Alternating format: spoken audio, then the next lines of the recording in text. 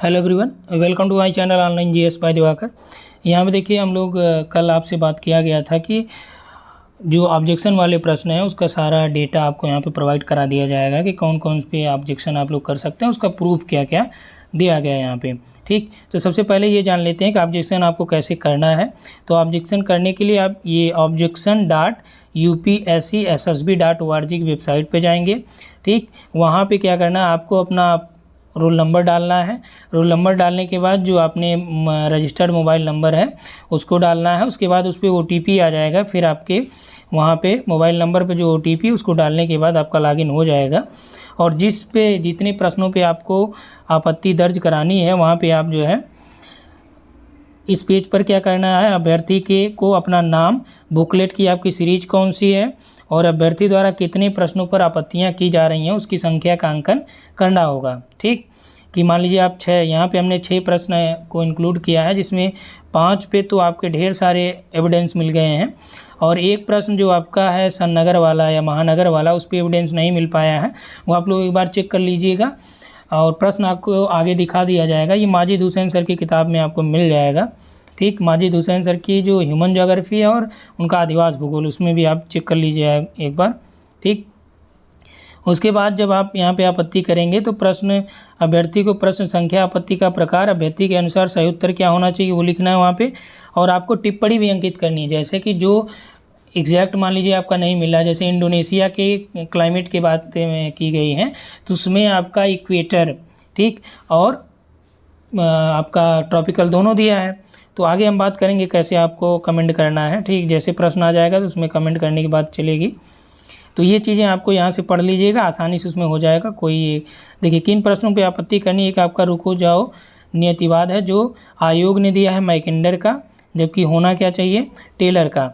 दूसरा क्या है, अंतर्राष्ट्रीय व्यापार की दृष्टि से सबसे महत्वपूर्ण जो बंदरगाह है वो आपका मुंबई है, NCERT में भी दिया है। और आप अन्य सोर्सेज भी देख सकते हैं जो अन्य किताबें हैं, जैसे RC तिवारी सर की सामान्य भूगोल जो आती है उसमें भी ये चीज़ें लिखा गया है। और यहाँ पे देखिए कौन सा विकल्प जो है मेल नहीं करता है। तो यहाँ पे जो आयोग ने दिया है, हमने आपको एकरमैन का बताया था, आयोग ने AC दास का दिया, ये मैच नहीं है।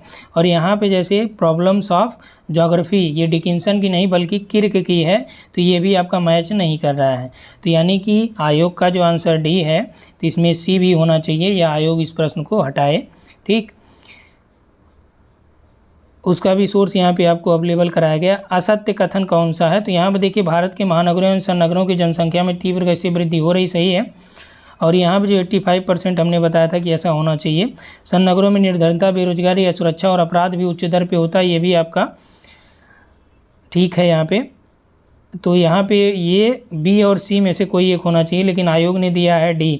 अब आपको खोजना है, ये चीज़ें खोज लीजिएगा, थोड़ा सा आप खोज लीजिएगा, और नहीं तो मैं ग्रुप में आपको ये एक बार रीचेक करके और पूरा ये जो प्रश्न है 71 नंबर का, D सीरीज की मैं बात कर रहा हूँ इसमें।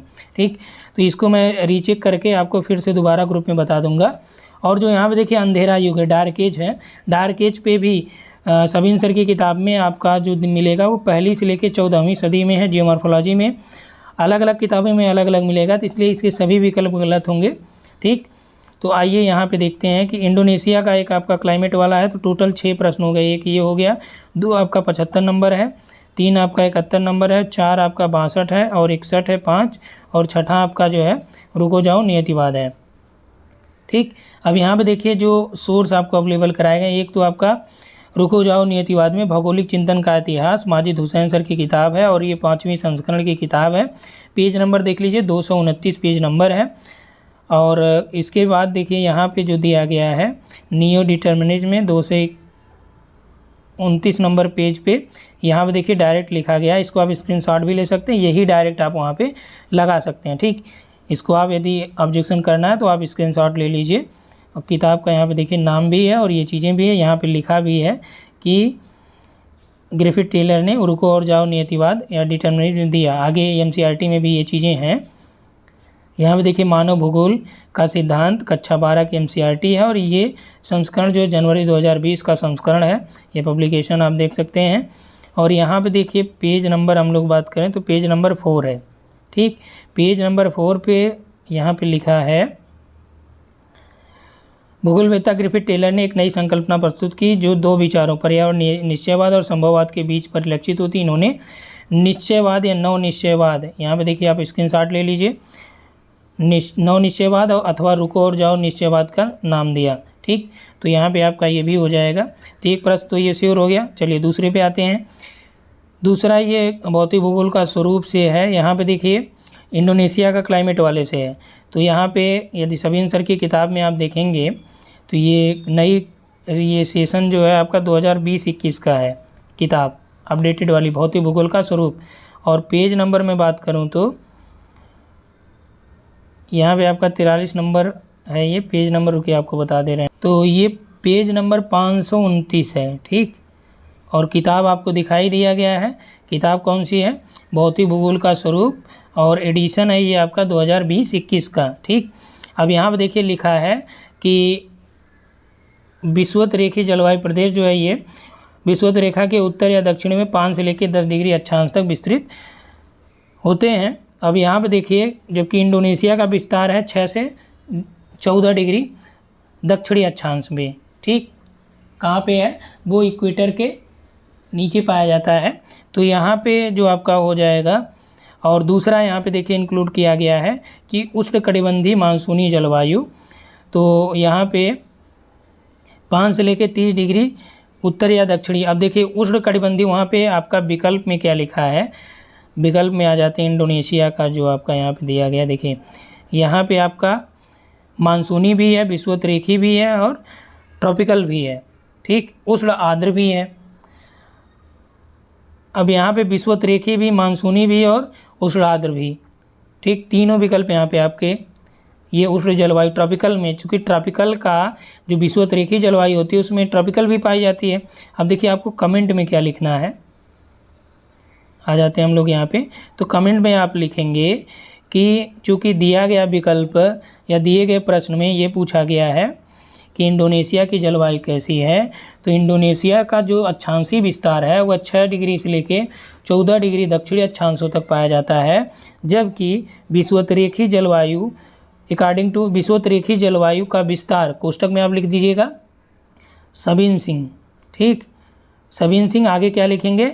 भौतिक भूगोल का स्वरूप कमेंट में। ठीक, के अनुसार विषुवत रेखा या विषुवत रेखी जलवायु का विस्तार 5 डिग्री से 10 डिग्री उत्तरी और दक्षिणी अक्षांशों के बीच पाई जाती है।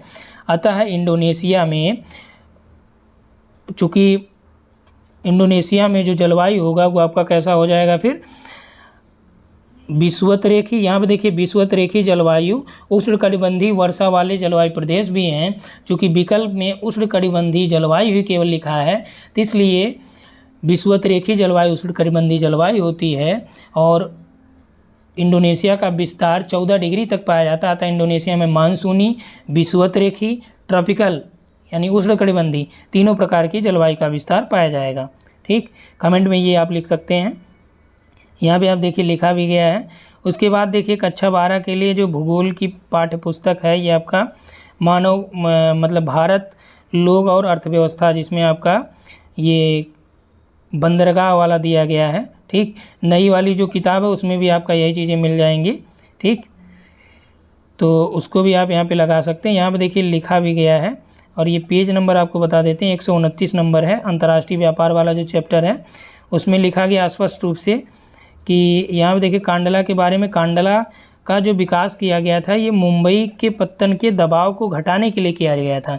तो जब जिस पत्तन का विकास मुख्य पत्तन के प्रेशर को रिलीज करने के लिए किया जाएगा तो जाहिर सी बात है कहीं ना कहीं वो मुख्य पत्तन से छोटा ही होगा। ठीक, तो यहाँ पे वही चीज़ें दिया गया है कि मुंबई प्राकृतिक बंदरगाह है या पत्तन है जो देश का सबसे बड़ा पत्तन है।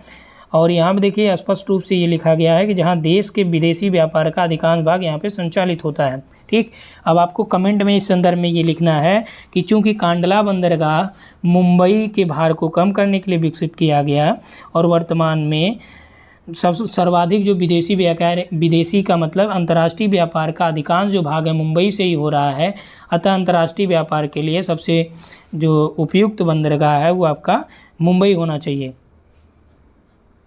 ठीक, तो 3 प्रश्नों का आपको मिल गया। चौथा देखिए ये बुक वाला है, जॉन रेनिसार्ड की इमेजिन्ड कंट्री एक बुक है, और इस बुक में आपका जो प्रॉब्लम्स ऑफ ज्योग्राफी, ठीक, ये किर्क की बुक है, जबकि विकल्प में दिया गया है डिकिंसन की है। तो ये प्रॉब्लम्स ऑफ ज्योग्राफी जो बुक है ये डिकिंसन की दी गई। आप माजिद इनके में एच.डी. मौर्य सर का जो ह्यूमन ज्योग्राफी है उसमें भी आप उसके बिब्लियोग्राफी में या रेफरेंस वाली बुक में आप उसमें देखेंगे तो वहाँ पे मिल जाएगा आपको ये किर्क, ठीक। तो यहाँ पे दिया गया है कि प्रॉब्लम्स ऑफ ज्योग्राफी जो बुक है 1963 में पब्लिश की गई है किर्क के द्वारा, तो आप इसको यहाँ पे लगा दीजिएगा, ठीक। और ये जो आपका है बुक तो ये हो गया, ठीक। अब किस नंबर पेज पे है, तो ये आपका पेज इंट्रोडक्शन में ये ही दिया गया है, ठीक, ये इंट्रोडक्शन में ही दे दिया गया है। और ये बुक का नाम आपको पता हो गया, इंट्रोडक्शन में ये लिखा गया है। इंट्रोडक्शन में जब पेज नंबर आपसे पूछेगा तो आप पेज नंबर क्या डाल लेंगे, ठीक। यहाँ पे देखिए ये वाला पेज नंबर आप इसका ये डालेंगे, क्योंकि ये इंट्रोडक्शन में ही दिया गया इसलिए वहाँ से पेज नंबर स्टार्ट नहीं होता, तो वहाँ पे आप ये पेज नंबर डाल देंगे इस तरह से, ठीक। और उसके बाद यहाँ पे देखिए एक यही वाला जो आपका बुक है एक रिसर्च पेपर है, और इसका यूआरएल भी यहाँ पे लिखा गया, यूआरएल भी वहाँ पे डाल सकते हैं आप। कौन पब्लिश किया, ज्योग्राफिकल एसोसिएशन के द्वारा। प्रॉब्लम ऑफ ज्योग्राफी के लेखक हैं, आथर हैं विलियम किर्क, ठीक। और इनके सहयोगी यहाँ पे देखिए लॉस हैं और ये हैं ईसा बर्लिन, ठीक। सोर्स कौन सा है, सोर्स यहाँ पे ज्योग्राफी नवंबर 1963 का वॉल्यूम 8 है, नंबर 4 है, और नवंबर 1963 में। और यहाँ पे देखिए 357 से 371 में ये आपका दिया गया है, ठीक। और ये प्रेजेंट दिया गया है, क्या है कैसे है सारी चीज़ें यहाँ पे लिखा गया है, ठीक। और यहाँ पे देखिए प्रॉब्लम्स ऑफ ज्योग्राफी स्पष्ट रूप से यहाँ पे लिखा गया है कि विलियम किर्क की है, ठीक। अगला प्रश्न देखिए कि अगले का साक्ष्य, यहाँ पे सर्टिफिकेट, ये आपका certificate physical and human geography GC Leong की है, ठीक। और ये आपके राइटर हो गए हैं। और इधर आपका ये ऑक्सफोर्ड का है, 2016 का एडिशन है ये, ठीक। अब यहाँ पे देखिए जो क्लाइमेट की बात की गई थी, इंडोनेशिया वाला क्लाइमेट का है ये। तो इंडोनेशिया वाले में देखिए इक्वेटोरियल जोन आपका 0 से 10 डिग्री है, north and south. Hard zone है तो ये आपका 10 से 30। यहाँ पे देखिए लिखा गया है कि ट्रॉपिकल मानसून, ट्रॉपिकल मरीन और सूडान टाइप, ठीक। तो यहाँ पे दिया गया है कि मानसूनल फॉरेस्ट और यहाँ पे सवाना टाइप, यानी कि जो यहाँ पे दिया गया है इंडोनेशिया का, तो इंडोनेशिया चूँकि 6 डिग्री से लेकर 14 डिग्री के बीच पाया जाता है, तो इसमें आपका ट्रॉपिकल और हार्ड जोन दोनों हो जाएगा, ठीक। और यहाँ पे देखिए ये यही का आपका ये पेज नंबर जो बता दिया जाए आपको जीसी लियोंग का 114 नंबर पेज पे दिया गया है, और यही ये पार्ट भी जीसी लियोंग का ही है। तो इसमें इन्होंने यहाँ पे देखिए ये 5 डिग्री से 10 degree north and south equator के बीच ये देखा जाता है, तो इसलिए आपका यहाँ पे दोनों राइट होना चाहिए। चूँकि ट्रॉपिकल भी दिया है विकल्प में, तो ट्रॉपिकल भी यहाँ पे हो जाएगा, क्योंकि ट्रॉपिकल के ही पार्ट आपके मानसूनल वाले होते हैं, जैसे उष्णकटिबंध वाले में मानसूनी और इधर आपका शुष्क, ठीक। तो ट्रॉपिकल दिया है तो ट्रॉपिकल में वो वहाँ पे डिफाइन नहीं किया, इसलिए आपका मानसूनी भी यहाँ पे ट्रॉपिकल में आ जाएगा, विषुवतरेखी भी ट्रॉपिकल में आ जाएगा, ठीक। उसके बाद देखिए यहाँ पे the agriculture economy of Indonesia, ये किताब है लिखी गई एडवर्ड मेटकॉफ के द्वारा, ठीक। इसमें भी इन्होंने जोग्राफिकल कैरेक्टरिस्टिक्स या इंडोनेशिया की जो क्लाइमेटिक कंडीशंस के बारे में बात किया था। पेज नंबर 1 है, पेज देखिएगा यहाँ पे 1 नंबर है, यहाँ पे लिखा गया Indonesia has a tropical monsoon climate, ठीक। और उसके बाद यहाँ पे देखिए जो हम लोगों ने डार्क एज की बात किया कि डार्क एज वाला भी आपका यहाँ पे डिलीट होना चाहिए। जियोमॉर्फोलॉजी सविन सर की किताब है, ये एडिशन आपका 2013 का है, ठीक। पेज नंबर 4 पे आप देखेंगे यहाँ पे लिखा है dark age. Dark age with fall of Roman Empire rule prevailed in the development of geographical as well as geomorphological thoughts for a very long period of 1400 years, ठीक। यहाँ पे दिया गया फ्रॉम फर्स्ट सेंचुरी से 14th century तक, ठीक। जबकि आपके विकल्प में 1 से भी दिया है, 2 से भी दिया है, 3 से बरामी है और 4 से भी दिया है, ठीक। यही चीज़ आपको ब्रिटानिका पे मिल जाएगी 476 से 1000 के ऑलमोस्ट, ठीक। तो वहाँ पे भी आपका 4th हो जाता है, जबकि आयोग ने 3rd माना है कि 3rd सेंचुरी से, ठीक। और यही चीज़ें आप इवोल्यूशन ऑफ जोग्राफिकल थॉट में माजिद हुसैन की 5th जो एडिशन है उसमें भी आप यहाँ पे देखिए, यहाँ पे लिखा है डार्क एज पीरियड, ठीक। तो यहाँ पे इन्होंने 200 से लेके 700 AD के बीच दिया है, तो इस आधार पे दो नंबर का सही होना चाहिए, ठीक। तो यहाँ पे आप ये सारी जो एविडेंस है वहाँ पे ऐड कर सकते हैं। तो टोटल जो प्रश्न आपको बताए गए सभी पे एविडेंस अवेलेबल करा दिए गए हैं। एक बार फिर से देख लीजिए यहाँ पे प्रश्न कौन कौन से थे, ठीक, जिन पे एविडेंस आपको मिल गए हैं। और एक जो है जिस पे एविडेंस नहीं मिला है, जैसे इस पे आपका हो जाएगा, ये श्योर है चेंज होना, ठीक। दूसरा आपका ये भी मिला है आपको, और तीसरा ये भी बदलना श्योर है, ठीक। और उसके बाद जो है इस पे थोड़ा सा कन्फ्यूजन है, क्योंकि ये आप लोग देखिएगा, मैं भी चेक कर लूँगा तो आपको बता दूँगा दोबारा से, क्योंकि और ज़्यादा से ज़्यादा लोग आपत्तियाँ यहाँ पे करें, क्योंकि ज़्यादा से ज़्यादा आपत्तियाँ करेंगे तो आयोग के द्वारा, जैसे ये प्रश्न क्या है कि ये प्रश्न डिलीट होना चाहिए, क्योंकि यहाँ पे पहली से 9वीं दिया है, समीम सर में पहली से 14वीं है, यहाँ पे दूसरी से 10वीं दिया है, जबकि माजिद हुसैन सर में दूसरी से 7वीं दिया है, ठीक। इसमें तीसरी से 12वीं बहुत रेयर में मिल रहा है। चौथी सदी से 12वीं सदी, तो चौथी सदी से 12वीं देखिए ब्रिटानिका की जो साइट है उस पर चौथी से मतलब 10वीं या 11वीं आप इसे मान सकते हैं दे रहा है, ठीक। तो इस आधार पे ये वाला तो आपका डिलीट होना चाहिए, इसका भी सोर्स आपको अवेलेबल करा दिया गया है। इंडोनेशिया की जलवायु का भी आपको सोर्स अवेलेबल करा दिया गया, तो इसमें तीनों विकल्प सही होने चाहिए, ठीक। और उसके बाद जो है यानी कि एक प्रश्न हो गया, 2, 3 और आपके ये 4, ये 5 हो गया, ये 6 प्रश्न हैं। तो टोटल 6 प्रश्न हैं जिस पे आप लोग ऑब्जेक्शन कर सकते हैं। यहाँ पे प्रूफ हमने कर दिया है, ऐड कर दिया है। एक का नहीं मिला है तो वो कर दिया जाएगा, और आप लोग भी अपने हिसाब से जो आपको कर लगे कि हाँ इस पे करना चाहिए तो वो आप करते रहिए, कोई दिक्कत नहीं है, ठीक। तो ये जो चीज़ें हैं जो आयोग ने दिया है, और ये सबके ऑलमोस्ट गलत ही हैं, मैक्सिमम लोगों के ये चीज़ें गलत हैं। तो इसलिए आप ज़्यादा से ज़्यादा करेंगे तो फ़ायदा, या और ये मत सोचिएगा कि ये कर देंगे, एक लोग कर देंगे तो उससे और लोगों को बेनिफिट मिल जाएगा। मान लीजिए किसी प्रश्न पे 2-4 लोग ही ऑब्जेक्शन करेंगे तो आयोग उतना ध्यान नहीं देता उस पर, ठीक। ज़्यादातर लोगों की आपत्तियां अगर प्रश्नों पे रहेंगी तो उससे वहाँ पे ध्यान देंगे, और इसमें आपको पैसा लग नहीं रहा है, ठीक। आपके कोई पैसे लग नहीं रहे हैं, आपको सोर्स भी हमने अवेलेबल करा दिया गया है। बस आपको क्या करना है कि उस सोर्स के अकॉर्डिंग आपको यहाँ पे लिखना है, और नीचे मैं PDF में यहाँ पे आपको एक PDF की लिंक भी प्रोवाइड करा दूँगा, ठीक। जब आप चाहे एक तो आपका कमेंट में पिन कर दूँगा, ठीक। कमेंट जब आप ओपन करेंगे तो कमेंट में आपको पिन मिल जाएगा जो इसका PDF है, और दूसरा जो है आपको जो डिस्क्रिप्शन होता है, डिस्क्रिप्शन में ही इसकी लिंक भेज दूंगा, ठीक। तो इससे क्या है कि आपको और जगह कहीं खोजना नहीं, यहाँ से डाउनलोड करके भेज सकते हैं। और भी जो आपके पास सोर्स हो अन्य, वो भी आप भेजिए, कोई दिक्कत नहीं है, ठीक।